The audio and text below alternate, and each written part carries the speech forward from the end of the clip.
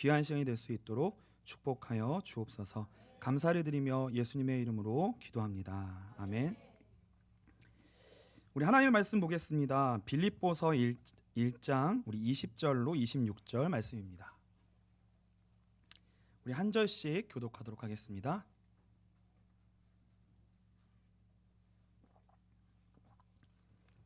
빌립보서 1장 20절로 26절 말씀입니다. 제가 먼저 그리고 여러분의 한 절 이렇게 교독하도록 하겠습니다. 제가 먼저 읽겠습니다. 나의 간절한 기대와 소망을 따라 아무 일에든지 부끄러워하지 아니하고 지금도 전과 같이 온전히 담대하여 살든지 죽든지 내 몸에서 그리스도가 존귀하게 되게 하려 하나니 이는 내가 사는 것이 그리스도니 죽는 것도 유익함이라. 그러나 만일 육신으로 사는 이것이 내 일의 열매일진데 무엇을 택해야 하는지 나는 알지 못하노라. 내가 그 둘 사이에 끼었으니 차라리 세상을 떠나서 그리스도와 함께 있는 것이 훨씬 더 좋은 일이라. 그렇게 하고 싶으나 내가 육신으로 있는 것이 너희를 위하여 더 유익하리라. 내가 살 것과 너희 믿음의 진보와 기쁨을 위하여 너희 무리와 함께 거할 이것을 확실히 아노니 우리 같이 읽겠습니다. 내가 다시 너희와 같이 있으므로 그리스도 예수 안에서 너희 자랑이 나로 말미암아 풍성하게 하려 함이라. 아멘. 우리가 걸어야 할 길이라는 제목으로 오늘 하나님의 말씀 나누도록 하겠습니다. 오늘 빌립보서를 좀 살펴볼 건데요. 오늘 빌립보서에 대한 배경을 잠깐 간단하게 우리가 살펴보고 우리 본문 말씀을 보도록 하겠습니다. 이 빌립보서는요, 바울이 로마 감옥에 갇혀 있을 때 이 빌립보 교회에 보낸 편지입니다. 그 당시의 상황을 좀 살펴보면은요, 바울이 감옥에 갇혔다는 소식을 빌립보 교회가 듣고 에바브로디도라는 그 성도를 편에 선교비와 여러 가지 선물들을 에바브로디도 편에 바울에게 보냅니다. 근데 이제 에바브로디도가 바울에게 왔잖아요. 근데 그 에바브로디도가 바울과 함께 있다가 병에 걸리게 돼요.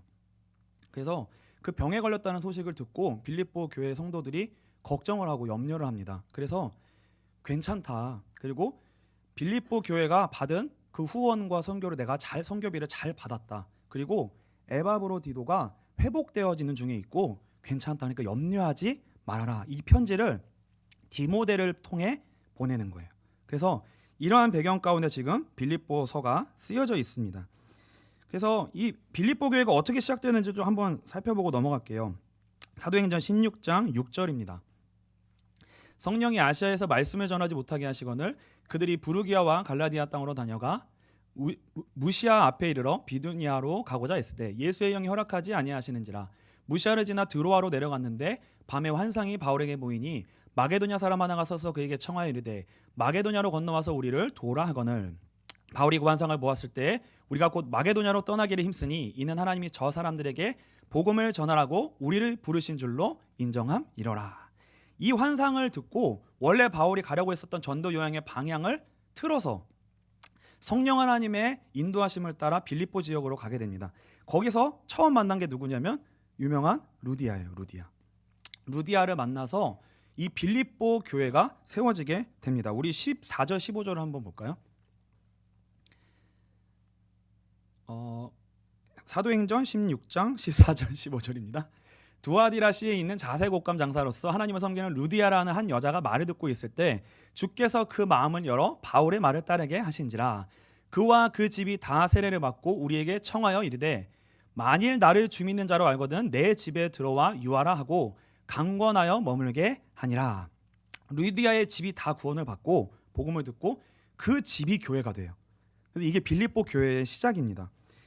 굉장한 하나님의 인도하심 가운데 이 성령의 인도하심 가운데 복음이 증거되면서 이 빌립보 교회가 세워져요. 근데 이 지금 편지를 보내고 있는 이 시기에는요, 이 빌립보 교회가 어떤 어려운 문제와 현실과 상황 가운데 놓이게 된 상태입니다. 빌립보서 1장 14절 보시면 이런 상황이에요.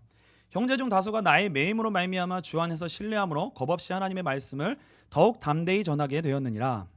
어떤 이들은 투기와 분쟁으로 어떤 이들은 착한 뜻으로 그리스도를 전파하나니 이들은 내가 복음을 변증하기 위하여 세우심을 받은 줄 알고 사랑으로 하나 그들은 나의 매임과 괴로움을 더하게 할 줄로 생각하여 순수하지 못하게 다툼으로 그리스도를 전파하느니라. 뭐 이런저런 내용을 다 떠나서 지금 이 단어들을 보시면 뭐가 있냐면 다툼과 갈등과 어떤 문제들이 지금 이 빌립보 교회에 있다는 것을 알 수가 있습니다. 이 큰 갈등의 내용이 뭐냐면요, 이거예요. 바울이 지금 복음을 전하는 도중에, 그리고 교회가 이렇게 세워지고 있는 도중에, 전도여행을 하고 있는 도중에 감옥에 갇히게 된 거예요. 갑자기. 이거 엄청난 사건인 거예요. 제가 갑자기 감옥에 갇히면 어떻게 될까요?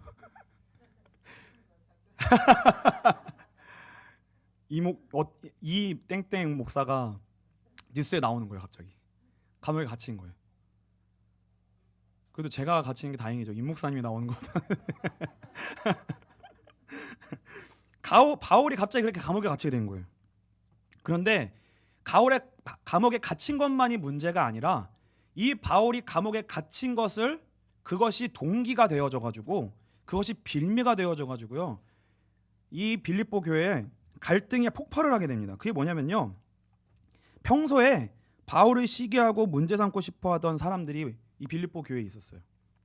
그래서 바울이 감옥에 갇히자마자 이 사람들이 들고 일어나서 어떻게 하냐면, 거 봐라, 내가 저 사람 하나님의 종 아니라고 하지 않았냐, 저 사람 사도 아니라고 하지 않았냐, 봐라, 하나님의 신실한 종이 맞다면 하나님이 어떻게 그 종을 저런 일이 일어날 수 있게 할 수 있냐, 감옥에 갇힌 거 봐라, 하나님의 종 맞냐, 정말 아니다, 이런 일이 벌어지는 거예요. 그래서요, 바울을 아주 강력하게 시기하고 반대하고 비판하는 무리가 한쪽에서 들고 일어나는 거예요. 이 바울이 감옥에 갇힌 사건을 통하여서. 근데 그것만 있었던 것이 아니라 바울이 바울의 편에 서서 바울을 변호하고 변증하는 사람들도 동시에 일어납니다. 이 사람들은 어떻게 하냐면요, 바울은 하나님의 종이 맞다, 지금까지 내가 봤는데 바울은 하나님의 사도가 분명하고 그가 전한 복음과 그의 삶을 봤을 때 하나님의 사람인 것은 틀림이 없다, 나는 이 바울을 지키고 바울을 변호하는 일에 생명을 걸고 지키겠다라고 하는 사람들이 또 한쪽에 나오는 거예요. 그래서 바울을 생명을 걸고 비판하는 사람이 한쪽에 나오고요, 생명을 걸고 변호하겠다는 사람이 나오는 거예요. 그럼 이 교회가 지금 어떻게 되고 있는 거예요? 양극단을 달리면서 갈등을 하고 있는 거예요. 누굴 놓고요? 바울을 놓고, 그리고 바울이 감옥에 갇힌 사건을 놓고, 양극단의 아주 심각한 갈등이 이 빌립보 교회에 생긴 겁니다. 바울은 지금 어떤 심정일까요?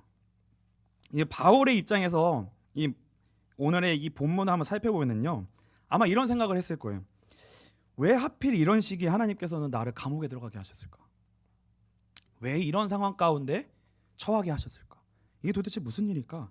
사실 바울도 우리가 생각하는 엄청난 그 사도이지만 바울도 사람이잖아요. 근데 이 생각은 한 번은 했을 것 같아요. 왜 지금, 왜 하필이면 감옥일까? 왜 이런 시기에 나로 하여금 여기에 있게 하실까? 라는 생각을 했을 것 같아요. 답답하겠죠, 사실. 답답한 일입니다. 근데 이 감옥에 갇힌 거 하나만으로도 굉장히 답답한 일이에요. 지금 복음 바울의 전도 사역이 다 막히게 된 거예요. 교회의 사람들을 도울 수 있는 일도 다 막히게 된 거예요.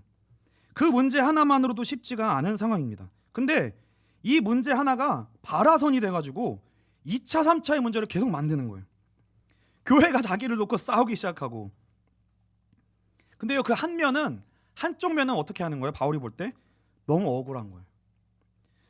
감내하기 힘든 비난의 화살이 자기에게 막 오는 거예요. 지금 감옥에 갇힌 것도 힘들어 죽겠는데.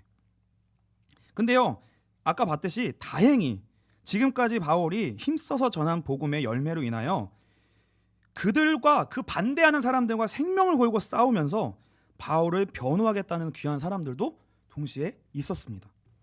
여러분이 바울이라면 이 상황 속에서 어떻게 이 상황 속에서 대처하실 수 있으시겠어요? 양극단의 사람들이 있고 그 양극단의 사람이 나를 놓고 싸우고 있어요. 어떻게 해야 될까요? 여러분이 바울이라면요, 어떻게 하시겠습니까? 저 같으면요, 제일 쉬운 방법은 이렇게 기도하는 거예요. 하나님, 저 억울합니다.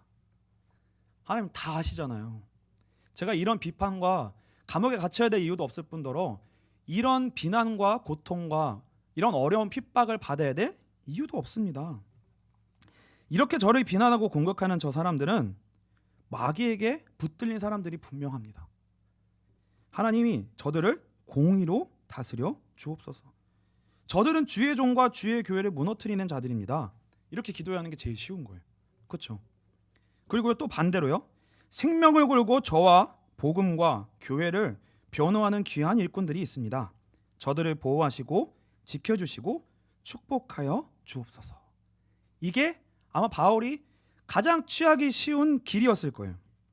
왜 그러냐면 옳고 그름이 너무 분명한 상황이기 때문에, 누가 맞고 누가 틀린지가 너무나 분명했던 상황입니다. 그런데요, 바울은 이 길을 가는 걸 거절해요. 그리고 어려운 길을 굳이 갑니다. 그 길이 오늘 읽은 빌립보서 1장 20절로 24절입니다. 다시 한번 읽어볼까요? 나의 간절한 기대와 소망을 따라 아무 일에든지 부끄러워하지 아니하고 지금도 전과 같이 온전히 담대하여 살든지 죽든지 내 몸에서 그리스도가 존귀하게 되게 하려 하나니 이는 내게 사는 것이 그리스도니 죽는 것도 유익함이라. 그러나 만일 육신으로 사는 이것이 내 일의 열매일진데 무엇을 택해야 하는지 나는 알지 못하노라. 내가 그 둘 사이에 끼었으니 차라리 세상을 떠나서 그리스도와 함께 있는 것이 훨씬 더 좋은 일이라. 그렇게 하고 싶으나 내가 육신으로 있는 것이 너희를 위하여 더 유익하리라. 이것이 무슨 말이냐면요, 지금 바울이 처한 상황과 바울 본인에게 일어나는 이 갈등의 양극단의 일은요, 바울 자신이 봤을 때 분명히 옳고 그름으로 판단할 수 있는 상황이에요. 그리고 그른 것을 제하고 옳은 것을 택하여 옳은 길을 갈 수 있는 너무나도 명백한 길이었습니다. 그런데요, 바울의 간절한 기대와 소망은 옳고 그름에 있지 않았다는 거예요.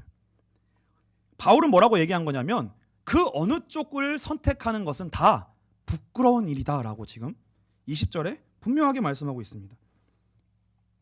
이게 무슨 말이냐면요, 바울은 이런 길을 가겠다는 거예요. 바울은 지금 남을 생각해 줄 처지가 아닙니다. 자기 코가 석자예요. 그런데 그런 상황에서 자신을 비난하고 공격하는 분명히 틀린 사람들이 있습니다.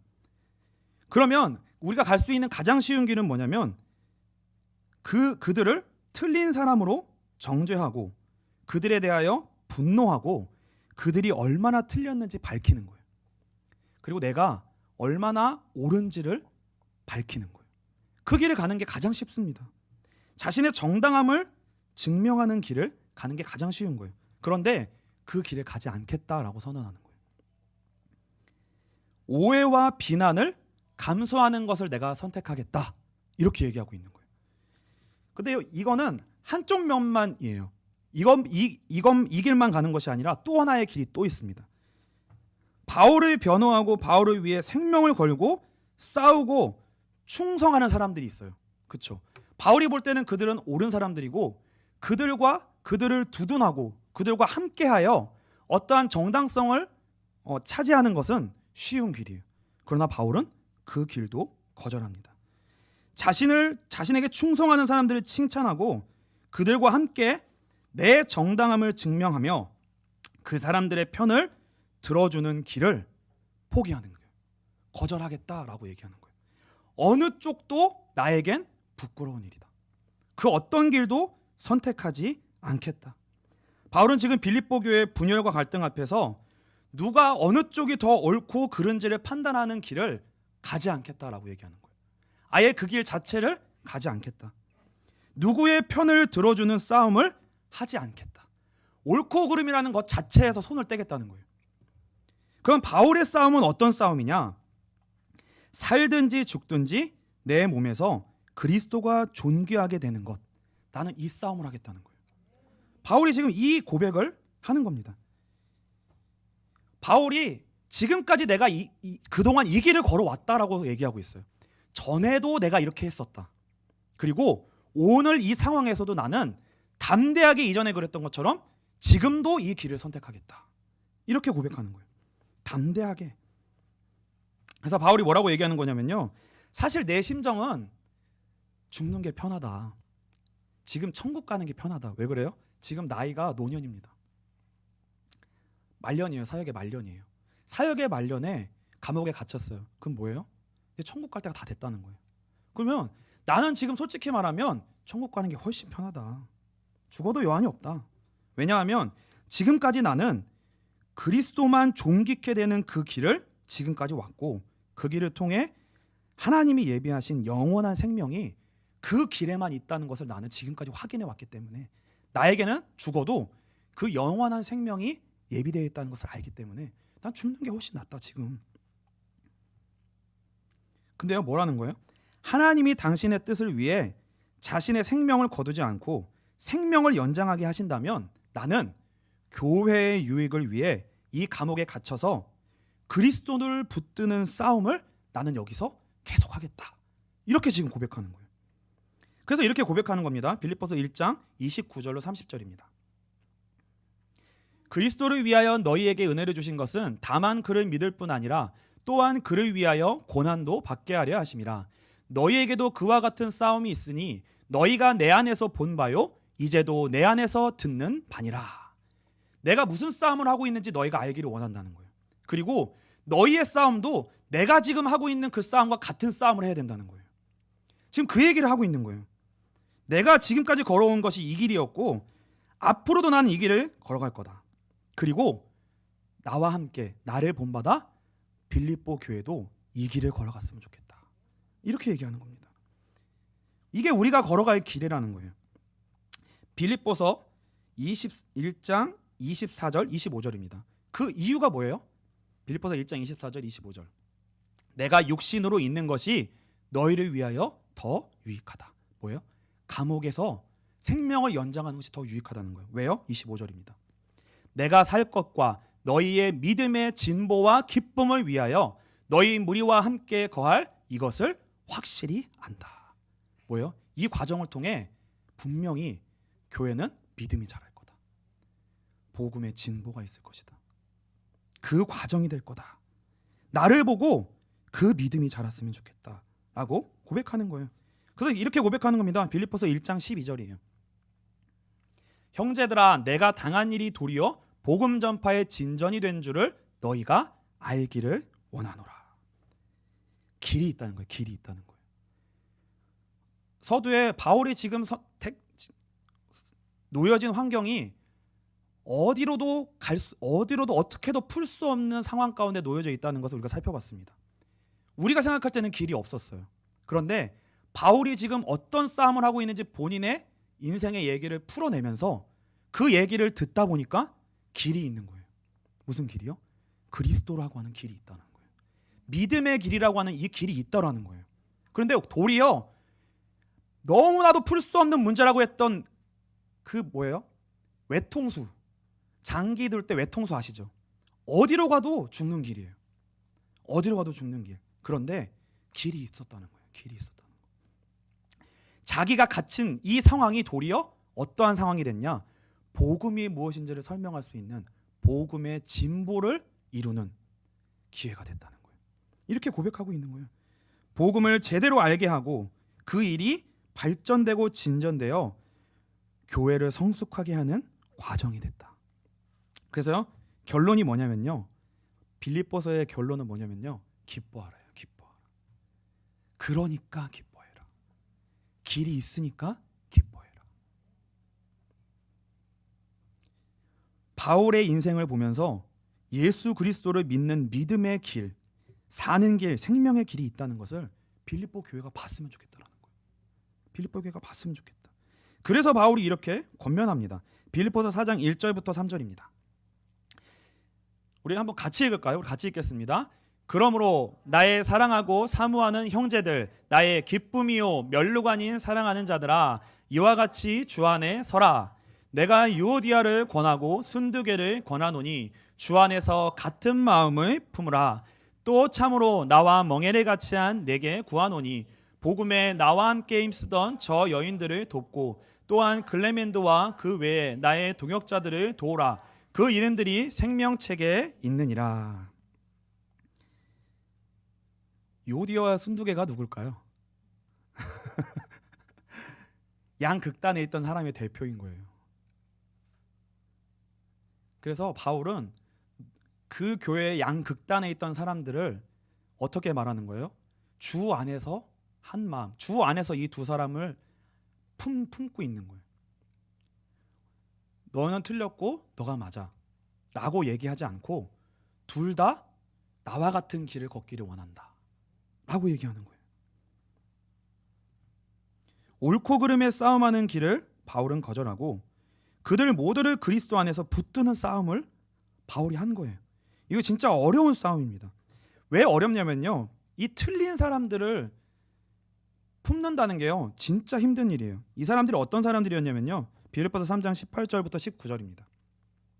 내가 여러 번 너희에게 말하였거니와 이제도 눈물을 흘리며 말하노니 여러 사람들이 그리스도의 십자가의 원수로 행하느니라. 그들의 마침은 멸망이요 그들의 신은 배요 그 영광은 그들의 부끄러움에 있고 땅의 일을 생각하는 자라. 이런 사람들이었다는 거예요. 그들이 이런 사람들이었어요. 근데 바울은 그들을 주 안에서 붙들었다는 거예요. 이걸 붙들은 거예요. 누가 봐도 옳고 그름의 기준 속에서 틀린 사람들이었습니다. 근데 이제 중요한 건 뭐냐면요, 바울이 틀린 사람을 품었을 뿐만이 아니라 옳게 행하는 사람들을 어떻게 했는가가 중요해요. 반드시 누가 명백하게 틀렸다면 그 반대편에는 옳은 편에 서 있는 사람들이 있습니다. 내가 옳다라고 얘기하는 사람들. 이 사람들은요, 옳은 사람들은 맞고 공의와 정의를 추구하기 때문에 어떠한 길을 걸을 수밖에 없냐면 분노할 수밖에 없어요. 맞는 길을 추구하는 사람, 공의와 정의를 추구하는 사람들은요 맨날 화가 머리끝까지 차 있어요. 왜요? 내가 맞으니까. 저 사람이 분명하게 틀렸으니까. 내가 옳기 때문에 틀린 걸 용납이 안 돼서 분노가 여기까지 차요. 그리고요 거칩니다. 그리고 화를 참지 못합니다.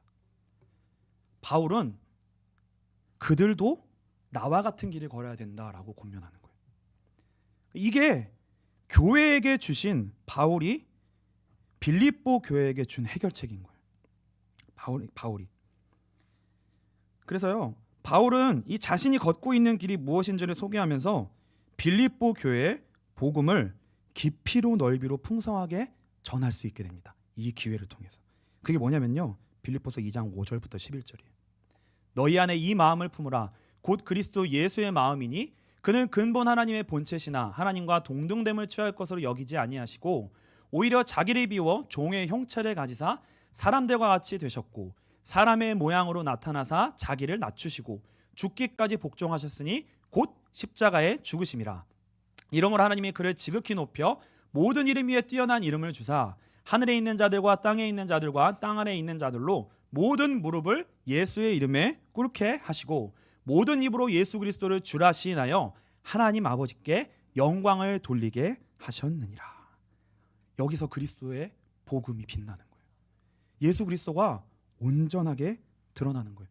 그의 공생애와 성육신과 공생애와 십자가의 죽으심과 고난과 부활과 승천이라고 하는 이 예수 그리스도의 복음이 무엇인가? 이것이 어떠한 길을 연 것인가? 이 길이 얼마나 복된 길인가?